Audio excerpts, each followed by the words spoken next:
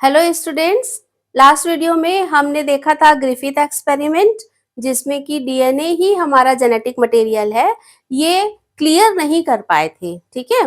मतलब साइंटिस्ट जो हैं उनको ये क्लियर नहीं था कि डीएनए ही हमारा जेनेटिक मटेरियल है, इसको अच्छे से एक्सप्लेन नहीं कर पाए थे। तो बाद में हर्शे और Chase, Alfred Hershey and Martha Chase, दो साइंटिस्ट आए और इन्होंने बताया कि कैसे अपने एक्सपेरिमेंट से इन्होंने बताया कि डीएनए ही हमारा जेनेटिक मटेरियल है।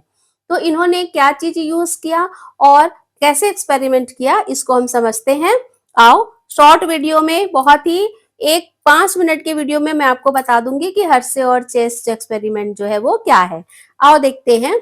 ये जो है, इन्होंने लिया बैक्टीरियोफेज। बैक्टीरियोफेज क्या होता है? बैक्टीरियोफाजेस भी बोला जाता है इसको।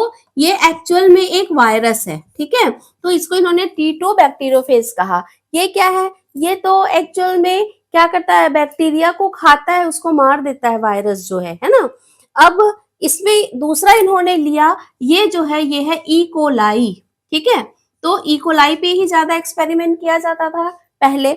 अब ये जो एक्सपेरिमेंट इन्होंने किया, तो इसमें इन्होंने क्या किया कि ये जो बैक्टीरिया है, इनको, बैक्टीरियोफेजेस है, इनको इन्होंने दो मीडियम में कल्चर कराया। कौन कौन से मीडियम में? एक इन्होंने ऐसा पॉट लिया, ठीक है, और एक में इन्होंने रखा जो है S35 रेडियो एक्टिव सल्फर, ठीक है, और एक में इन्होंने रखा P32 रेडियो एक्टिव फास्फोरस, ठीक है। क्यों? इसलिए कि ये जो बैक्टीरियोफेज है, ये क्या है बैक्टीरियोफेज का? ये है कैप्सूल, है ना, और ये डीएनए। तो ये किसके बना होता है? ये तो प्रोटीन का बना होता है, ठीक है। डीएनए में क्या होता है? डीएनए में फास्फोरस होता है, आप जानते हैं, है ना, कि डीएनए में जो है फॉस्फेट होता है और सल्फर, सॉरी, शुगर होता है, पेंटोस शुगर, और आपका नाइट्रोजनस बेस पेयर, ठीक है ना।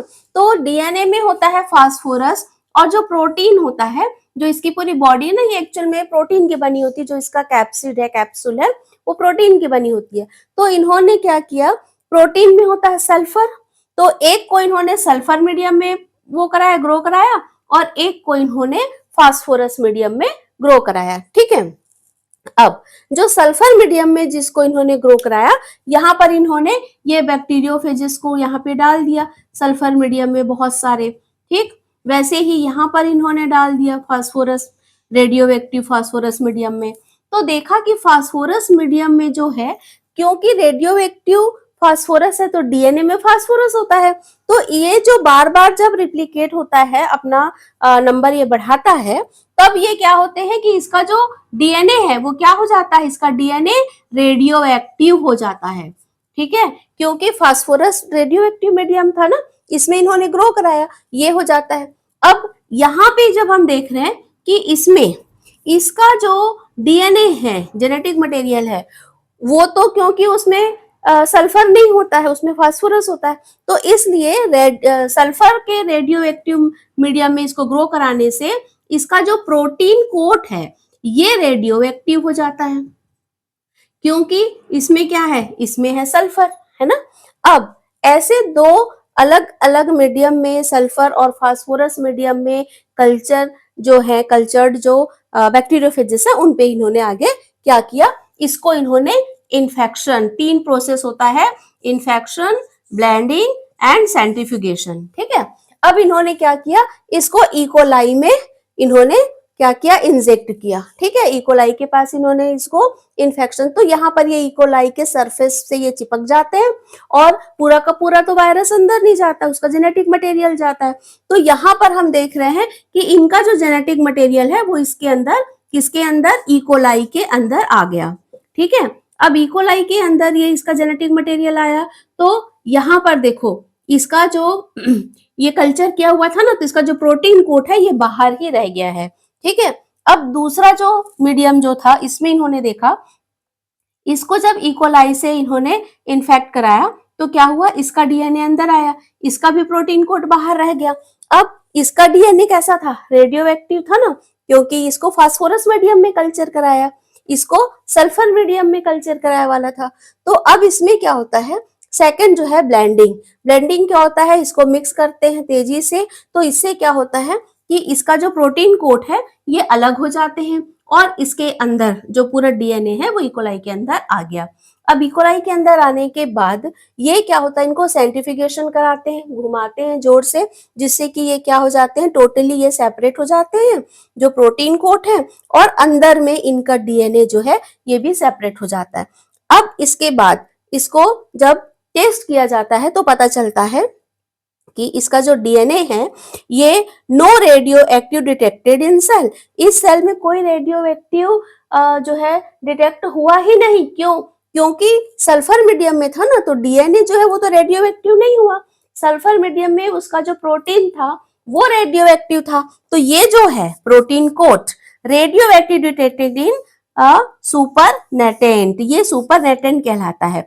इसमें रेडियो एक्टिव था क्योंकि प्रोटीन में होता है सल्फर, और सल्फर रेडियो एक्टिव मीडियम में जब कराया तो सल्फर को जो रेडियो एक्टिव है कैरेक्टर वो किस में आ गया, प्रोटीन में आया। अब यहाँ पर सेल के अंदर तो डीएनए गया, प्रोटीन कोड तो गया नहीं है, तो यहाँ पर जितने भी जो सेल के अंदर जो डीएनए है ये कोई रेडियो एक्टिव इनमें कैरेक्टर नहीं था। ठीक है, इसका मतलब क्या हुआ, डीएनए जा रहा है ना, रेडियो एक्टिव कैरेक्टर नहीं गया, मतलब प्रोटीन तो बाहर ही रह गया। ठीक है, अब जो दूसरा मीडियम था, दूसरा जो बैक्टीरियोफेज था, इसको इन्होंने इन्फेक्ट कराया था, इसके अंदर इसका डीएनए गया, प्रोटीन कोड तो बाहर है। अब प्रोटीन कोड क्योंकि फास्फोरस मीडियम में किया तो प्रोटीन में फास्फोरस नहीं होता, तो ये रेडियो एक्टिव नहीं हुआ, लेकिन इसका डीएनए जो था वो रेडियो एक्टिव था। तो इसको बाद में सेंट्रीफ्यूगेशन के बाद जब इसको टेस्ट किया गया तो radio active detected in cell, इस सेल में जो डीएनए है वो रेडियो एक्टिव था। क्यों? क्योंकि उसमें फास्फोरस है, और फास्फोरस मीडियम में कल्चर कराने पर उसका जो डीएनए है वो भी रेडियो एक्टिव हो गया था। जबकि no radio active detected in supernatant, ये जो सुपरनेटेंट है इसमें कोई रेडियो एक्टिव कैरेक्टर शो नहीं होता है। इस एक्सपेरिमेंट से ये प्रूफ होता है कि जो जेनेटिक मटेरियल है वो प्रोटीन नहीं है, क्योंकि प्रोटीन कोड तो अंदर नहीं गया ना, क्या गया, डीएनए गया। तो इससे ये सिद्ध होता है कि प्रोटीन जो है वो जेनेटिक मटेरियल नहीं है, बल्कि क्या है, डीएनए ही जेनेटिक मटेरियल है जो नेक्स्ट जनरेशन में कैरेक्टर को लेके जाता है। ठीक है, तो फ्रेंड्स आपको बहुत अच्छे से समझ में आ गया होगा।